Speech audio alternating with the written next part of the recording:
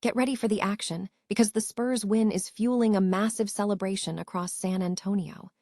Fans are lining up early for free breakfast tacos at Taco Palenque, and the excitement isn't stopping there. Other local spots are handing out free coffee and concas to celebrate the Silver and Black's victory. This is how San Antonio is turning a Spurs win into a citywide feast of free food and drinks right now. Here's a simple way to protect your phone without stress. This ALAN 3-pack comes with tempered glass screen protectors, camera lens protectors, and an installation frame for an easier, cleaner fit. It's clear, case-friendly, and built to help guard against scratches and everyday bumps. Check the link in the comments to get it on Amazon. But the excitement doesn't stop at the dinner table. We dive deep into the intense playoff battle as the Minnesota Timberwolves faced the San Antonio Spurs in Game 2. Anthony Edwards admitted he told the team they couldn't come out cool after the first game, and we break down exactly how the Wolves were completely dominated by the Spurs in this crucial matchup. The intensity continues as we look at the raw statistics from that massive playoff loss. We examine how Victor Wembanyama and the Spurs completely overwhelmed the Timberwolves, resulting in the largest postseason defeat in franchise history, a 133-95 blowout that shook the foundation of the series.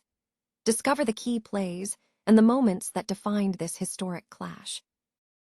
And we're not done yet. From the incredible scoring by Stephon Castle and De'Aaron Fox to the tactical breakdown of how Wembanyama played in space, we explore every detail of this epic game.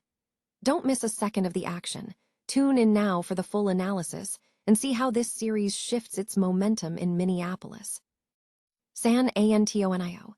A recent victory for the Spurs has ignited a celebratory wave across the city, with local businesses offering free food and drinks to fans.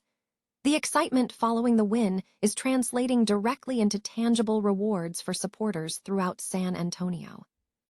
Taco Palenque was among the first to capitalize on the momentum, with fans lining up early Wednesday morning to receive one free breakfast taco per customer starting at 6 a.m. However, the festivities extend beyond tacos. The Spurs fever is spreading citywide as various establishments across San Antonio are distributing free coffee, concas, and other treats to mark the victory. These giveaways have quickly become a beloved tradition, transforming game day wins into rewarding experiences for loyal supporters. From early morning queues to fans enjoying breakfast on the go, the city is demonstrating that when the Spurs win, San Antonio celebrates alongside them.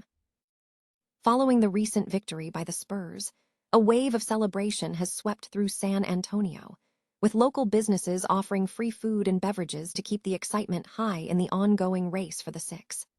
The festivities began early Wednesday morning at Taco Palenque, where fans formed lines as the restaurant began distributing one free breakfast taco to every customer starting at 6 a.m. However, the celebration extends beyond tacos.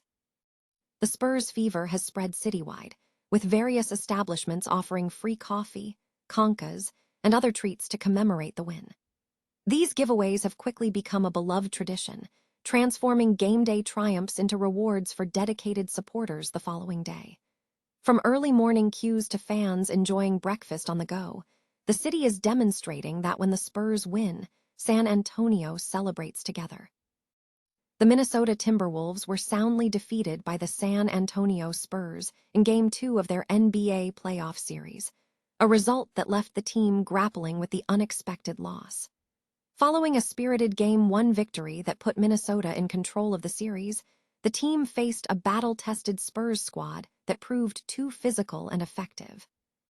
The game was characterized by poor shooting, high turnovers, and a lack of offensive execution, leading to a significant 133-95 blowout loss. After the game, Anthony Edwards expressed a candid assessment of the team's reaction, stating, "I told the guys after the first game, the natural tendency for teams that steal the first game, the away team, they get blown out in Game 2, so we can't come out cool. We came out cool, and what happened? We got blown out." The statistical breakdown highlighted the struggles. The Timberwolves shot just 29% from the field, committed 11 turnovers, and scored only 35 points in the first half, allowing the Spurs to build a substantial lead. Julius Randle recorded 5 turnovers, and both Anthony Edwards and Rudy Gobert each had 4 giveaways. The team was out-rebounded 55-43 and lost the transition battle decisively, trailing by 29-5. The Spurs capitalized on the Wolves' early mistakes, showcasing superior hustle, physicality, and execution. Victor Wembanyama dominated the scoring, netting 19 points on 7 of 15 shooting and 15 rebounds. Stephon Castle also contributed with 21 points, and De'Aaron Fox scored 16. The Spurs effectively controlled the game's tempo, running the Wolves ragged and stifling key players like Edwards and Randle. Randle summarized the experience, stating, "We got beat in every way possible. It's simple as that. There's really not much to say off a game like this. They out-hustled us, out-physicaled us, out-executed, played better defensively, more energy." The performance reflected a failure to translate Game 1's energy into sustained success. The Timberwolves struggled with shooting, settling for three-pointers even when key players like Wembanyama were resting. Anthony Edwards noted the difficulty in finding offensive opportunities against the Spurs' aggressive defense, stating, "They were playing crazy, right? I think we've got to watch film on it, find the holes in it. We just didn't make enough shots to get them out of it." "I think we struggled to make shots tonight. They were content with doing it the entire night." Jaden McDaniels emerged as a bright spot, scoring 12 points with 4 assists and a block, though he was hampered by foul trouble. The team acknowledged the necessity of Jaden's presence, with Edwards emphasizing, "You need Jaden on the floor at all times, whenever he's available." Despite the loss, the Timberwolves are leaning into their history of resilience, citing past performances where they overcame setbacks. The focus now shifts to Game 3 in Minnesota, where the team aims to harness the energy of their home crowd to fight back. The series now moves to Target Center, setting the stage for a potential turnaround. The San Antonio Spurs handed the Minnesota Timberwolves their largest postseason defeat in franchise history, losing 133-95 on Wednesday night to even their Western Conference semifinal series at 1 game apiece. Victor Wembanyama led the Spurs with 19 points and 15 rebounds in the contest. The Spurs' offensive firepower was highlighted by Stephon Castle's 21 points and De'Aaron Fox's 16 points, with the Spurs shooting 50% from the field and 41% from three-point range. This marked the highest-scoring playoff game for the Spurs since a 145-105 victory over Denver in 1983. Minnesota, however, struggled significantly, with Anthony Edwards, Julius Randle, Jaden McDaniels, and Terrence Shannon Jr., each contributing 12 points. Edwards was limited in his minutes due to a hyperextended left knee. The Spurs established an early lead, with Wembanyama and Fox combining for 12 of 25 field goal attempts. Wembanyama and Fox accounted for the Spurs' first 11 points, propelling San Antonio to a 29-point lead in the first half.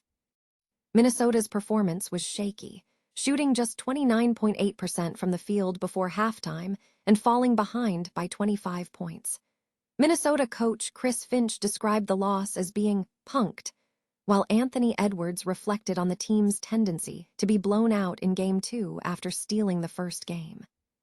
Spurs coach Mitch Johnson praised the team's dynamic, noting that Wembanyama's aggressive play and Fox's ability to initiate offense created a positive ripple effect throughout the team. Wembanyama also credited the team's defensive cohesion, stating, "I loved how everyone had everybody's back defensively. Tonight looked like a system that worked." Games 3 and 4 of the series are scheduled for Friday and Sunday in Minneapolis.